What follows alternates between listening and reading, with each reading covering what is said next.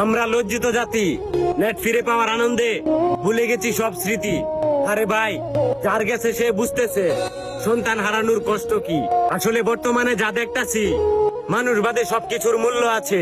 দিনরাত পরিশ্রম কইরা দেশে রেমিটেন্স পাঠায়, আর সেই প্রবাসীকে 5 থেকে 6 দিন নেট বন্ধ কইরা পরিবার থেকে বিচ্ছিন্ন করছে। আবার তাদের কাছে আকুতি মিনতি করে ব্যাংকে রেমিটেন্স পাঠানোর জন্য। এই এক সপ্তাহে রেমিটেন্স না পাঠানোতে বাংলাদেশে অর্থনীতি ডাউন হয়েছে 84,000 কোটি টাকা। তাহলে আবার বুঝো, প্রবাসীদের দ্বারা বাংলাদেশের অর্থনীতির চাকা ঘুরে, আবার সেই প্রবাসীদের লাশ বহন করতে চাও না। কয়েকদিন পর পর দেখি অনলাইনে প্রবাসীদেরকে তুচ্ছতাচ্ছিল্য করে আমাদের সামান লাগেজ চুরি করে নিয়ে যায়।